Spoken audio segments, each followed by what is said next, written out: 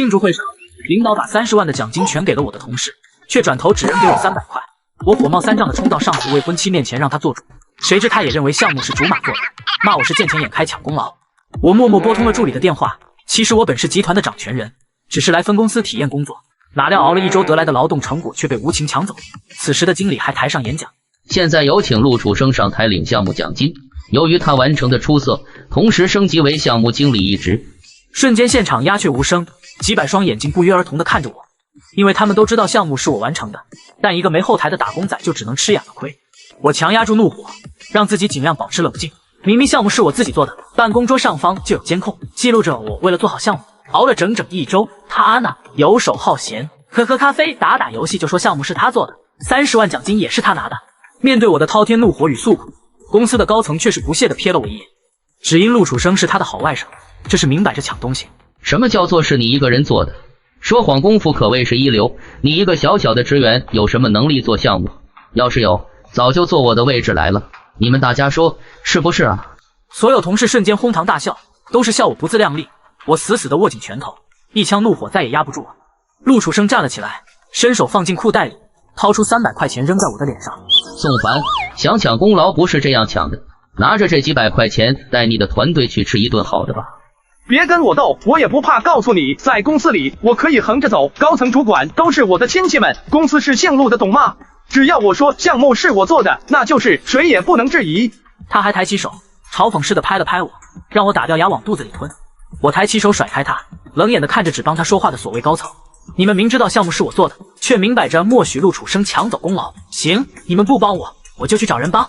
陆楚生听到我要去找人帮我时，语气更加嚣张了。你一个小职员而已，在公司还有谁能帮你说话？你也配？还真把自己当根葱了。再啰嗦，把你赶出公司，让你永远都找不到工作。他说话的时候，口水满天飞，喷到我的脸上时，却笑得很猖狂。我抬起脚踹倒他，然后拿出纸巾擦去脸上的口水痕。擦完后，把纸巾扔在陆楚生脚下。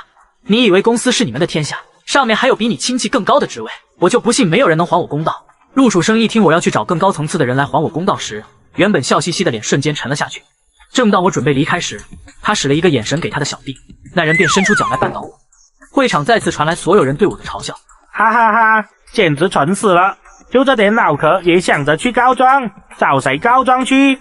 你要是敢乱说话，信不信我让你从此找不到工作，让你天天没钱吃饭去讨乞，没钱交租去睡天桥底下。面对着他们的肆无忌惮、嚣张跋扈，我瞬间拧紧了眉头，哐的一声站了起来。为了考察上司未婚妻的人品，我装成一名公司小职员，却没想到他的竹马仗着领导是亲戚，整天恃强凌弱，还要开除我。殊不知我才是集团背后的掌权人。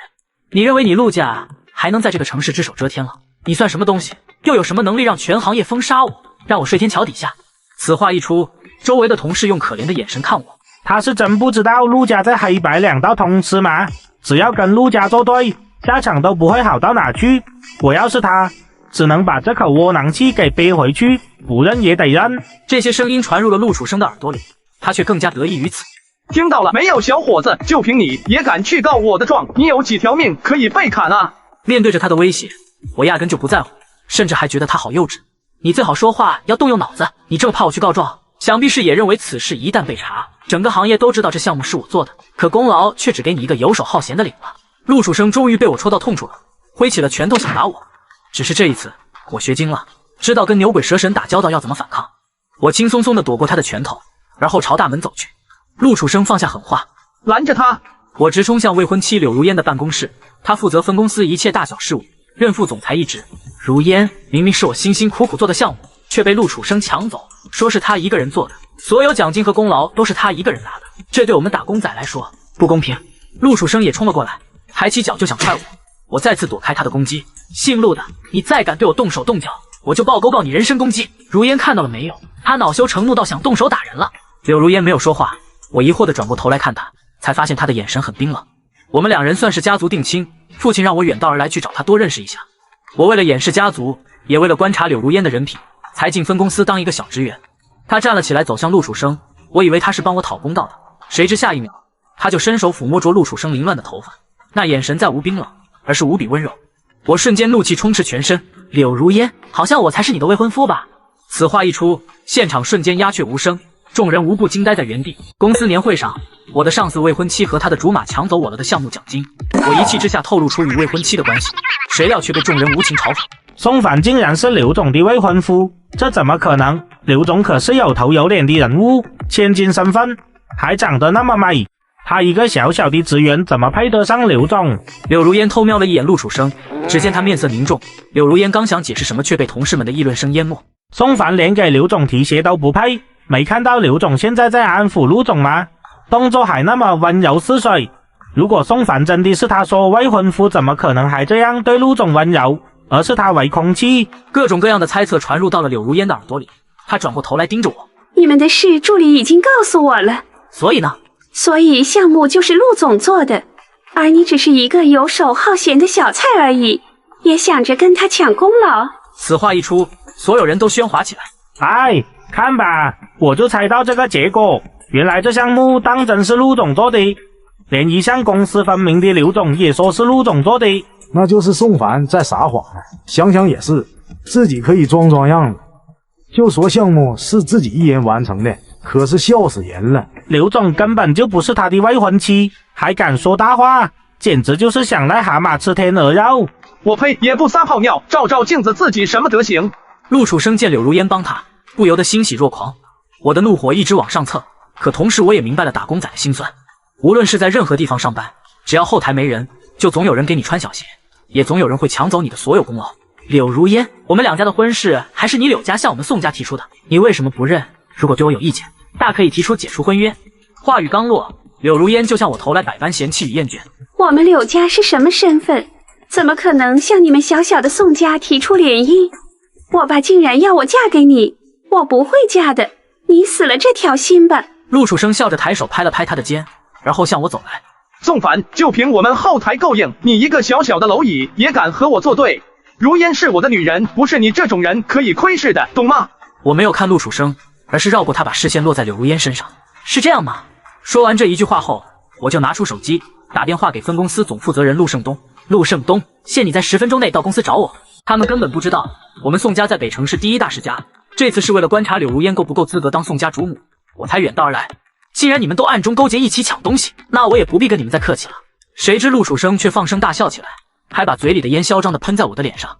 哈哈哈，笑死我了！我倒想看看你这个穷鬼有什么资格和能力来放看我，有什么人可以帮你讨公道？陆楚生每说一句，便抬起手指戳着我的胸口，用力地藐视我。我无比讨厌他如此猖狂的行为，而是抬手甩开他的触碰。你们在分公司里目中无人，行为做事风格让人愤怒，等着吧。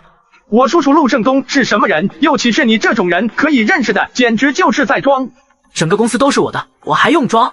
胡说八道！要是公司都是你的，我把名字倒过来写，还爬出公司给你磕头道歉。可是你是吗？我没有回答他的任何话，只想等陆胜东来解决问题。陆楚生伸手勾住柳如烟的腰，然后当着所有人的面抱着她来一个法式热吻。就在他们吻得快要擦枪走火之时，门外传来沉重的脚步声，紧接着一位西装革履的中年男人满头大汗地走进办公室。陆楚生一看到他出现时，瞬间慌了。叔叔，你怎么来了？此人正是陆胜东，是陆楚生的亲叔叔。平日里他根本就很少来公司，都是交给柳如烟去看管，而此刻却站在我的面前，对我恭敬到弯着腰低下头。宋大少爷，原来真是你呀！实在对不起，我真的没想到你会屈尊来分公司考察。未等陆胜东说完话，陆楚生和柳如烟等人就急了。等一下，叔叔，你刚才叫他什么？宋大少爷？他宋凡竟然会是传闻中的京城来到的神秘大少爷？绝对不可能啊！叔叔，你一定是搞错了。我查过宋凡的家庭情况，他就是一个彻头彻尾的穷酸蛋，根本就不是什么宋家大少爷，只是碰巧也姓宋而已。此话一出，所有人都释放出一股气，连柳如烟也是瞬间就恢复了情绪，眉头间的担忧也消失得无影无踪，却改为了一股似被人捉弄后的怒火。宋凡，看来你不仅喜欢抢功劳，还喜欢装，打肿脸来充胖子，真是恶心至极。像你这种人活着，简直就是污染了空气。柳如烟对我一顿骂完后，其他人也开始为了讨好陆楚生，纷纷指着我的鼻子开骂，连装也不装了。宋凡，刚才好大的口气啊，还说整个公司都是你的，不要脸的废物！还不快过来向陆总跪下来道歉，说不定陆总开心了，还能让你在公司当个保洁员，洗洗厕所，还能有一口饭吃。没错，就让他当保洁员，你这个提议不错。陆胜东眯起眼睛打量我许久，因为以他的身份根本就没有机会见到以前的我。等我隐瞒身份来公司上班后，就更没有人知道，都纷纷猜测我在哪里。你真的不是宋家大少爷宋凡，可那个号码却是他的，你怎么会有宋总的电话？说话的同时，一股危险之气息自他的眉眼间释放了出来，同时便有几个保镖默契十足地将我包围了起来。我微微侧过头看这架势，陆胜东不信我是宋家大少爷。叔叔啊，这肯定是他事先就查过的，就想着糊弄我们，好来一个狐假虎威，从我手里骗走奖金。那太阴险狡猾了吧？我就说嘛，人家大少爷是什么身份？怎么可能来小小的分公司上班，还是一个小职员？陆胜东听完陆楚生他们的话后，也认为我是假冒的，所有的狐狸尾巴也在藏着掖着。你小子找嘎，敢冒充我们的大少爷，活腻歪了！我告诉你，项目是你做的又如何？你有什么资格敢质疑陆楚生？果然如我所想的那样，就是因为有陆胜东这样的人，陆楚生才会在如此嚣张跋扈。我眯起眼睛盯着陆胜东，你什么意思？那意思就是明张目胆抢你的东西，你又能奈我何？一个穷酸鬼也配跟权贵斗，简直就是自寻死路。他的意思是，低层打工仔无论把工作完成多么出色都好，只要是没有后台撑腰，都得为他人做嫁衣。我越想越替低层打工人感到心凉，看着无比嚣张跋扈的三人，我决定给他们来一个杀鸡儆猴。可不等我有所动作，陆楚生就拿起台面上摆放的古董甩在我脚下。别说是抢你奖金，现在我诬陷你打破价值昂贵的古董，你都得打掉牙往肚子里吞，是不是好生气啊？可生气了又有什么用？你又证明不了自己的清白。以前在家族虽也会明争暗斗，可他们不会像陆楚生这样没有教养，前所未有的怒火卷上心头。我走过去抓起他的衣领，这里几十双眼睛都看着是你摔古董，你凭什么可以诬陷我？话语刚落，陆楚生大笑起来，然后甩开我的手，面向所有人，我说是就是，不信可以问问大家，你们告诉他古董是谁摔的？大家面面相觑后不约而同道，是宋凡摔的。哈哈哈，听到没有？宋凡，几十双眼睛都看着是你摔了古董啊，你怎么可以不认？宋凡，我给你2条走，一是跪下来爬出办公室，二是我爆沟抓你进去蹲牢，你选一个。我微笑着摇一摇头，如果我是低层人，那么今天不仅被人抢了奖金不能说，还要遭到他们的欺负。可是我不是普通人。柳如烟走过来，巴掌打在我的脸上，打破了我的古董还敢笑？你要么赔钱，要么找嘎，你选一个。哼，我既不会赔钱，也不会找嘎，你信吗？我从小就活在明枪暗箭里，又怎么会在他们小沟里翻了船？看着睁眼说瞎话的众人，我也不再有耐心在这耗下去。我拿出手机，拨通了柳阳的电话。柳阳，你若不想柳家彻底消失在这个城市，最好快点来一趟公司。你的好女儿说要找人弄嘎我，还说这个公司是你们说了算。什么？这个逆女竟然敢这样对待大少爷，我这就去撕了他的皮。大少爷您消消气，等我过去给你赔礼道歉。快给我备车，快！隔着屏幕都感受到柳阳的心惊胆战，可是眼前的几个人却还在自顾自的我行我素。怎么样啊，小子，打到电话去找你的3姑6婆来帮你了吗？是东街卖鱼的阿强呢，还是南街卖鸡的花婶呢？我给你一点时间，陪你等卖鱼佬过来。宋凡，我警告你，我和你已经解除婚约了，以后请你别再跟别人说我是你的未婚妻。被你这样的人称之为未婚妻，简直让我恶心。陆胜东也阴沉着脸怒瞪着我，都在等一会完事后解决了我。难过总部总是收到莫名其妙的投诉信，说金海这边的分公司的负责人挪用公款，滥用废材做领导。我就想着一是来认识一下未婚妻，二是暗中观察分公司。果不其然，这就被我给炸了出来。对于柳如烟，我其实根本从未放在心上。柳如烟，我也请你记住今天说的话和做的事，一会别说后悔就行。我能后悔什么？我恨不得放鞭炮庆祝摆脱了与你的婚约。也不知道我爸是怎么想的，竟然让我嫁给你这种人。除了脸蛋好看一点，其他的皆是无用。话语刚落，陆楚生的小弟趁机想教训我，被我一巴掌扇在台面上，然后玩转着钢笔，毫不犹豫地插进他的手背上。啊，好疼啊，好疼！陆楚生的脸也瞬间沉了下来，一拳打了过来，被我瞬间躲开了。姓宋的你找嘎，打狗也不看主人。陆胜东也觉得我不把他放在眼里，瞬间大手一挥，他的人冲了出来，将我围在中间，只等他一声令下就可以动手。来人啊，动手！不，停下，快停下，不能动手！陆胜东，你想死别抓我女儿进去啊！柳阳人还未到，急促的声音便率先喊了进来。他一脚踹飞挡着他路的小弟，动手推开保镖。滚开，都给我滚开，想嘎吗？柳如烟看到自己的父亲如此失态，不明所以地抓住柳阳的手。爸，你怎么来了？又为什么？逆女，看你们干的好事，一会我再找你们算账。柳阳将他推开后，便走到我的面前来。大少爷，对不住啊，我不知道他们竟然这么胆大包天，冲撞了你。什么？宋凡刚才打电话出去，是叫刘总过来的，而且刘总竟然叫他为大少爷。所有人被这突如其来的场景给吓到面面相觑，面如死灰。陆楚生和陆胜东也是，一时被愣了一会，都还没缓和过来。倒是柳如烟比较清醒，她重新走过来询问自己的父亲：“爸，你刚才叫他什么？”可惜柳阳没心情回答他，而是心惊胆战地弯着腰低下头站在我的面前，等我开口让他抬起头来。柳阳，你要学学你的好女儿才对，不仅对我动手动脚，口出狂言，还说要弄打我。我从小到大走到哪都是被人恭恭敬敬地喊大少爷的，从来没有试过像今日这样的区别对待，就是不知道他们有几个胆可以这么只手遮天。说到最后，我越来越大声，猛地站了起来，怒斥了柳阳，吓到柳阳差点就软了下去，幸好被柳如烟给扶住他。爸，你何必对一个穷鬼这么卑微？你可是金氏的地头蛇啊！宋凡，你可别装了！只见柳阳一个耳光就甩到了陆楚生的脸上，打得他瞬间眼冒金星。要是没有大少爷的支持，我就是个病猫啥也不是。黑白两道的大佬也是大少爷赐给我的，只是一句话而已。至于你们这群蠢货，还不明白我说的话是什么意思吗？柳阳颤抖的声音终于敲醒了陆楚生等人。他真是传闻中的宋氏家的大少爷宋凡。陆胜东猛地睁大眼睛，死死地看着柳阳。柳阳一拳打在他的脸上。你说呢？你算什么东西？也敢让你的好侄子在公司胡作非为，还敢放下狠话来弄死他？